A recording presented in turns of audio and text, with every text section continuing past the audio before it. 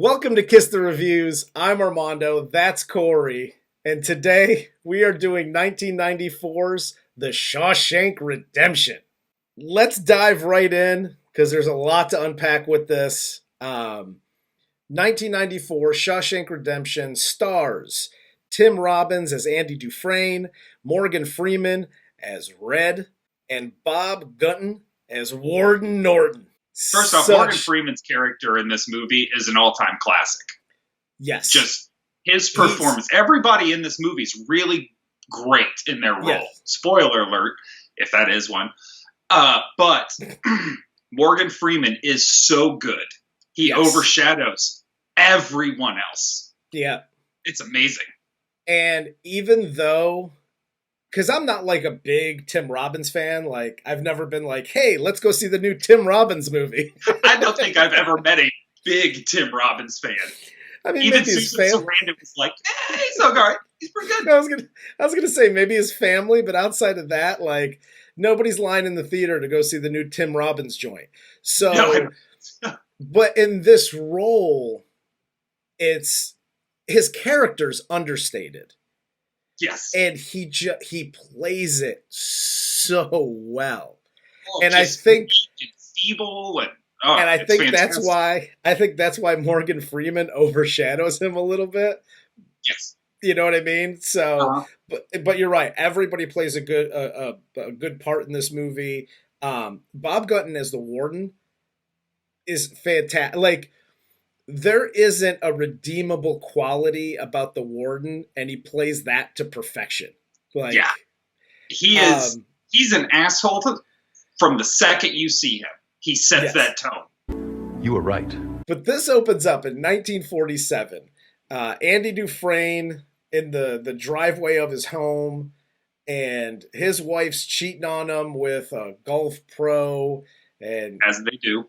Yep, and he goes in, and they set it up like he's going to murder both of them. He does not. He ends up going to trial and is convicted because they are murdered that evening. And he gets sent to Shawshank because, where are they? In the state of Maine? In the state of Maine, there isn't the death penalty, so he gets 2 consecutive life sentences at Shawshank Prison. And this is fantastic. This just a little bit of storytelling. And it's been so long since I've read Stephen King's short story on this that I don't remember if he does the same thing or if this was wholly original. But you don't know. There is no definitive proof throughout this movie whether or not he did it until that other prisoner shows up. Tommy? Yes. When Tommy shows up, that's the only time you get any kind of real proof. Yeah, that he's innocent. The whole time they just leave you wondering, like, maybe he did do it. And that's the whole thing, because obviously the next scene is him showing up at Shawshank, and the long running joke at Shawshank is everybody in here is innocent, and you know that. Hey, what you in here for? Didn't do it. Lawyer fucked me. If you've ever been in lockup for any amount of time whatsoever, you'll find that that's not confined to Shawshank. Yeah. Well, nobody in prison has ever done a thing. I'll take your word for it. Oh yeah. But, I'm the felon in the bar, right? But enter Red. They show Red. He's been in Shawshank, or at least in prison, for 20 years. He's up for parole. He does his I'm cry. I'm so sorry. I don't mean to do this thing, and he gets rejected, and that's another ongoing story through. I don't know why I made him Italian, but he committed espionage in the 20s. What are you doing? He gets rejected for his parole, and Andy's working in the laundry. Him and Red start to talk a little. He starting to open up a little bit. He goes to Red because Red can get you things. Yep. And as long as it's within reason, asks him for like the little rock hammer, because what I really like about Andy's character in this is he's so fucking weird. Like he's like, I promise if I get attacked, I won't use the rock hammer. Can I have it now? Well, and who, like, carves and polishes rocks. It's just one of those things that I'm just like, okay, cool. So and he gets this scene though, and they pepper these scenes throughout this movie Yeah. where they lay out so much exposition in there. Like you get the idea earlier that Boggs is hunting for that ass, and he's got his eyes set on Dufresne. And Red, through the Rockhammer conversations, like, hey, you know, they're eyeballing you. You better watch your back. I don't want you to use your rockhammer on their skulls. And he's like, I'm not gay. And they're like, yeah, neither is they. They lay out like this whole string of exposition that is so subtly done and helps just push the story along. It's fantastic. I have to say, that's the most amazing story I ever heard. This is just a good story-driven movie that is powered through simply by dialogue and the actors delivering it. It's fantastic. Yep, absolutely. And then Andy spends most of his time doing two things. One, working in the laundry, and two, trying to avoid getting raped by the sisters and Boggs. And it's literally just a few scenes of him. And again, this is another one of those, like, it's like 2 or 3 scenes that they show of him trying to fight them off. And Morgan Freeman doing the voiceover, like, sometimes he got away, and other times not so lucky. Like, dude, if that's not one of the most mocked narrations in movie history, I don't know what is. I'd like to say Andy fought the good fight, but this ain't no fairy tale. Like, Jesus. Well, like, and it's first off, if you're gonna have rape of any kind in a movie, I would prefer Morgan Freeman narrates over the actual raping part. Like, just let me know things didn't go well, and we'll move on. Yes, exactly. You know what I mean? They should use Morgan Freeman for any violent act done in a movie, so they don't have to show it. They could just have Morgan Freeman narrate it and go, and things didn't turn out as well as we thought they would. Let's move on. And then you go to the next scene. Billy carved things in his chest. I'd like to say Billy fought the good fight, but the Predator ain't no fairy tale. So it goes forward. They get this work detail to work on the roof. Yes. This is where the story really jumps. Yes, exactly. So they get this work detail to work and tar the roof. Red pulls some strings to get him and all his buddies the job. And during the job, Andy overhears the guard, Hadley, talking about some inheritance and yada yada. He walks up to him and with just a great line, like, do you trust your wife? Yeah, first off, PSA. PSA. I was waiting for it. Hi, jailbirds. Uncle Corey here. Quick heads up. If you have a way to get some suds to your fellas, as Andy Dufresne refers to it, while you're locked up, start off with a better line than do you trust your wife? Matter of fact, avoid the wife or girlfriend or anything in a prison to guard exchange at all costs until you are ready to actually make your point of giving your money to that wife. Yes. Because, dude, he's so lucky he was able to talk fast while he's about to get fucking tossed off the roof. Well, that's the thing. And if there's one thing I didn't like about it, it was that scene. Because I'm like, listen, Andy is like one of the smartest guys he's smarter than everybody in that prison. Even the people running the damn prison. And that seemed to be a little bit of a departure from his character. Yes. Because he seems smart enough to know if I approach Hadley that way, I'm going to get killed or thrown off the roof or whatever. I'm going to be Tupac and Juice. Yeah, exactly. But so he goes up and delivers that line. Do you trust your wife? He seems like a character that would have already thought out the entire conversation and started it off with, if you need some help, I know how to help you. FYI. Kind of thing. Like, hey, by the way, before I was murdering wives and golf pros, I was a banker. This is how you build up a tax shelter. Exactly. But so he helps the guard Hadley out, and he gets the boys some suds on the roof. And I'm not going to lie, a little bit upset, like, oh, Andy was off to the side and he was just enjoying the shade. Let me tell you something. I was really upset. Have a fucking beer. Hire Morgan Freeman, they should hire you for voiceover. Have a beer, bro. Like, come on. Well, look, if the last time you had a drink, you got so drunk that you blacked out, got accused of killing your wife and her lover, and got sentenced to double life sentences in prison. I know I butchered that fucking sentence. But anyway, if you ended up there, I'm probably not having a beer either. I'm good. Oh, no, I'm going to have my 3. And I'm going to be... Because, I mean, can Red get you a case of beer? I'm assuming not. Where the fuck are you going to hide the thing? And you're going to have your 3 beers and then be like, find me a bitch to murder. A similar story happened to a young man in the Pacific Northwest about 20 years ago. If you fast forward the movie for about 5 minutes, 10 minutes at this point, it goes from like, oh, he's going to kill me, I'm hanging off the roof, to... He's working in the library. He's setting up taxes for the guards, for the warden. And then the warden comes up with this, cockamamie scheme that like, oh, we're going to be like a construction crew now. And we're going to fix roads and shit because I have free labor. The funny thing is, like, he goes from, I didn't kill my wife and I didn't kill that guy to, and he says it in the movie. On the outside, I was an honest man, straight as an arrow. I had to come to prison to be a crook. He's doing some up and up stuff. He's doing the warden's taxes and all their taxes and stuff. But now he's laundering money for the warden for this work furlough program that they have. And little do you know, they wrote a sequel to this where he fathers a child, and that child ends up moving to the Ozarks in Missouri. And he's also laundering money.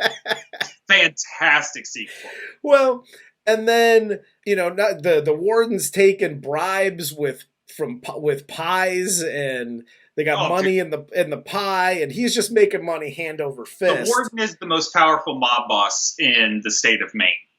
Yes. If that was absolutely. the thing. Absolutely. And he starts writing letters to the state to expand the library because he wants to help the prisoners and all the inmates graduate high school. And... That's the other little... There's a lot of like B, C, D, E, F, G plots in this movie. Oh, yeah. He's just taking his time through prison. He's helping other people, like legitimately and illegitimately. Yeah. He's helping these prisoners get their high school equivalency tests, what they used to call GEDs. Yes. Everything he's doing, it seems like, oh, he's really taking an interest. Dude, he's just biding his time. Yes. Every single step he's making is biding his time until he can find that moment. Well, he's doing what people should do in their lives. Like, this is... Yes. Message! He's making himself indispensable. Yes. Whether it's with the inmates because he's helping them, whether it's with the guards because he's doing their taxes and, you could do this and this is a law and this is a thing and save all this money. He's laundering money for the warden. There's nobody that's associated, even, it says it in the movie, guards from other prisons have him doing their taxes. Yeah. Like, they set up a softball season. Yeah. That nobody... Everybody there has something invested in Andy, and if Andy goes away, if Andy dies, they lose out on something. Right. They can torture the shit out of them. Yes. Out of him. They can break him as far as they possibly can. They just can't kill him. Yeah. So if there's a message, do that in your life, kids. Yeah. But this is where you enter Tommy. Tommy comes in. Bang, dang, dang, wang, wang. I hate that fucking part. Like, why is Tommy the rock and roll kid? Because he's like so hard. Well, because he's like Fonzie. Because I'm the Fonz, huh? Hey. He's the cool, hip, young kid. I think they played it up so much because it's weird when you do a movie that's in prison and it's set over an extended period of time. Yeah, exactly. Tommy was just used to show that like times are a changing on the outside. We're in the rock and roll 50s. But Tommy was my favorite character, if for nothing else, because he gets there and, you know, he's got like a wife and a kid on the outside. So he tries to get his GED and he's studying and he's taking the practice test and he gives the Goddamn cats crawling up trees. 5 times 5 is 25. Fuck this place! That scene is literally the perfect metaphor for my entire education. And a shining example as to why I'm on YouTube.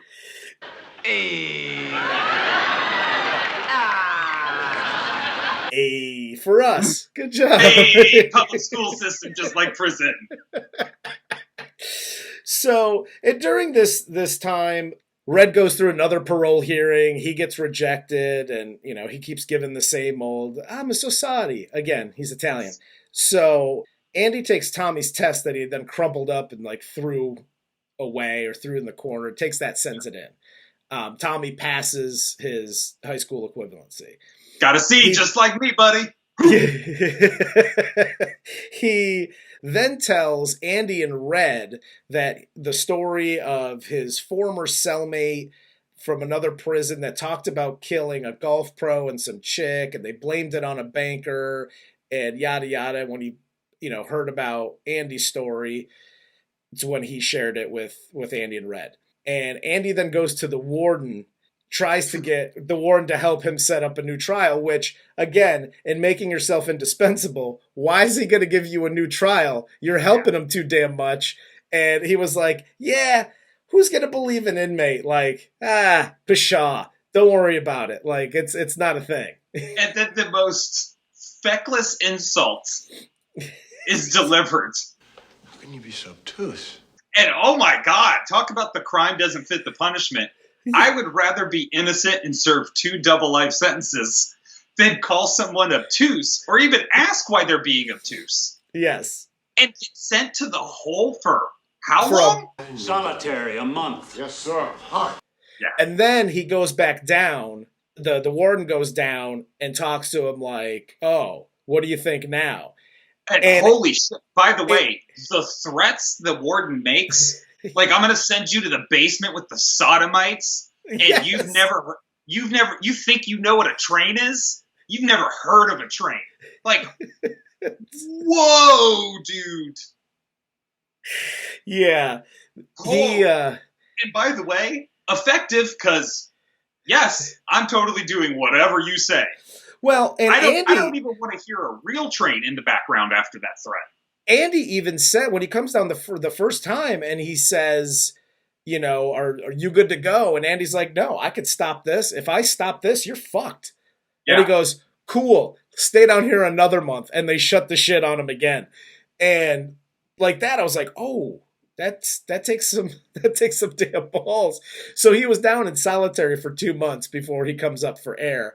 And while he's in solitary, the warden then goes to Tommy like, okay, here's PSA number 2, folks. Hi kids. If you find yourself in prison and the warden wants to have a talk with you outside, just go ahead and go, nah, we're good. How about the warden and I talk outside when all the rest of the inmates are outside, so that I have at least some witnesses as to what the fuck happened to my body when I don't show up at call the next morning. Like, I'm going to go ahead and add to that. Never talk to the warden about anything you hear from another prison. Talk to your lawyer. Talk to their lawyer. Yep. Don't talk. That warden has no interest in letting you out. Innocent or not. He has an interest. He has an interest in Hadley putting a bullet in your head. That's what he has an interest in. Yep. So when Andy finally comes out of solitary, he and Red have a conversation. This is when Andy brings up Zuwataneo, the place in Mexico. He goes into his whole, like, that's my getaway. That's my thing that I would do on the outside. If you ever get out of here, do me a favor. Sure, Andy. Anything. There's a big hayfield up near Buxton. You know where Buxton is? These are the most vague instructions. This pissed me off. You're making this, 60, 70-year-old man traipse around this fucking hick town in Maine, or wherever the fuck they were, looking for a tree and a rock in a hayfield where there are already been determined to be a lot of fucking hayfields. Yes. Are you out of your fucking mind? You couldn't tell him, like, hey, it's on Brook Street. Yes, you couldn't. Well, that's the thing that pissed me off. I was like, as I'm watching the movie, I was like, I wouldn't remember any of this. Until the day I died at 70 years old, I'd just be traipsing around Maine like, is that the tree? Is that the tree? Yes. All these rocks look like they should be here. It's like the motherfucker's looking for a geocache. What are you talking about? That's insanity. Give him specifics. I would take that money, go down to Mexico, whoop your ass for having me walk around the goddamn hayseed town all fucking day as a black man in 1966, by the way. He's got Red playing fucking Pokemon Go to find cash in some random rock in some random field. Run around like a fucking idiot. Red gets, like, their relationship gets really strained because, like, he's asking, I think it was Haywood for 6 foot of rope, and he's doing all this stuff. Oh, after he comes out of the hole, they totally think he's suicidal. Yeah, he's preparing for his escape. They think that he's going to hang himself in a cell. But then Andy's in the warden's office. He asks, shine his shoes and do his suits and shit, send him to the cleaners or whatever. Andy goes to the cell. Cell opens up for call the next morning. Andy's not there. The bells go off. The warden opens up the shoe box, and it's Andy's shoes instead of his shined shoes. Yeah. And then everything starts to unravel. Yeah. And the warden goes down to his cell. He's not there. They call Red in because they know him and Red are like boys. Red doesn't know. And Red is, I know nothing. I know nothing. Nothing. And then he's confused by his nonverbal acting through this. Yes. From when the warden starts questioning him, all the way through to when the warden's throwing rocks and shit at everybody. Yeah. Like a little baby. Yeah. That was fantastic. Yes. And also the warden starting to lose his shit and everybody kind of like, prisoner escape, but also it's because he knows everything. Andy knows all of it. Yeah. And the warden knows he's rat fucked every second that goes by. Exactly. He is rat fucked. And as he's, being a little bitch and throwing the rocks and stuff, one goes through the poster and you just hear like the pink, pink, pink, pink, pink. And that's when they tear down the poster. You see the hole and the shot through the hole of everybody like peering in. It's such a good shot. It is a good shot. And then you get the whole rewind. Andy's carving his name in the wall when he first gets there. What's the wall made out of? Clay? He's just carving his name and a giant chunk comes out. And he's like, oh yeah, this rock hammer will totally get me through this whole wall to my, big escape at the end. And this end narration too by Morgan Freeman. Yes. is better than anything else he's done in this movie and any other narration he's done since. Yeah. Where he talks about Andy Dufresne, who crawled through a river of shit and came out clean on the other side. Fuck, that's such a good line. And he just, having his voice deliver that line, perfect. And then also when he's talking about the warden doing the, and he talks about, I like to think about the last thing that went through the warden's mind, except for the bullet, of course, was how Andy Dufresne got the better of him. Yeah. Fuck, that is so good. It's great. If I write for the rest of my life, starting the end of this show, you never hear a word from me again, and I'm just typing. I'll never write a line that good. Yep. That is such a good line. And the cool thing, like, This is one of those movies where you have the sixth sense. You get that sixth sense moment where you're like, oh, that's so cool. Except that when I watch The Sixth Sense again, like, I'm like, oh, I already know the ending. So it kind of ruins the movie. The ending, and I know the ending, doesn't ruin the movie for me. Because there's like little things that you can pick out of this movie. You know, and again, since it's been a while since I watched it, there's just little things that I picked out and I'm like, oh, that's cool. That's cool. I just like the whole ending where you can't really pick apart him shining the shoes, putting the shoes on, putting the suit on under his thing, getting the plastic bag. Oh, that's why he got the rope, because he's tying all his shit in the plastic bag because he knows he's got to climb through or crawl through shit and then into the little river or whatever, and he doesn't want anything to get wet, and then he sheds all his stuff, puts the suit on, and then goes to all the banks and takes out all the money because he has all the books. He's got the fake guy's name, birth certificate, like all the shit that you need to take out all the money from the bank, and completely rat fucks the warden and then bounces to Mexico. All of them, because the guards were in on it too. Yeah. At least the main guard was. Yeah. And this is such a great way also, like they set up not knowing if Andy is guilty or not until you meet Tommy. Yeah. They set this up from the time he gets out of the hole. He knows Tommy was doing right. He was actually getting himself back on track and past his high school equivalency. He was going to get out of jail, be a good husband and father for all intents and purposes. Yeah. And they killed him. He is a broken man. He knows he is never, ever getting out of there. And he is the warden's bitch from this day forward. And setting that up, and through his steps, like you said, just kind of shining the shoes and getting the rope and everybody having the conversation. Like, why the fuck did you give him the rope for?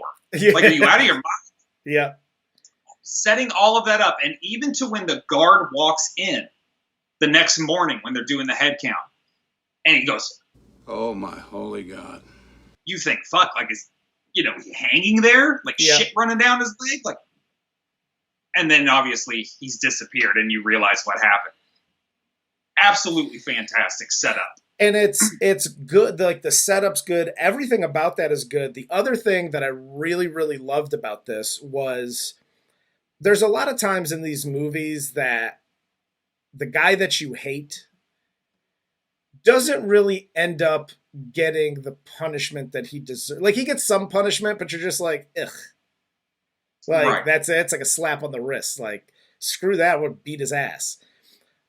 The warden, because Andy sends all of this proof that the warden's been laundering money, and sends it to the press.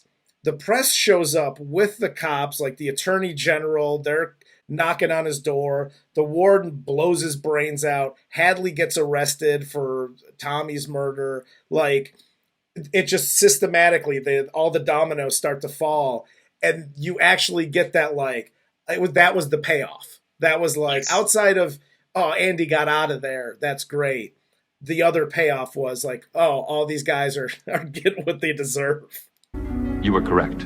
Obviously, after all of this, it's Morgan Freeman with zero fucks to give in his now third parole hearing. Dude, am I sorry for what I did? Absolutely. But you just write down your little thing, and I'll see you in another fucking 20 years. Like, that was his attitude.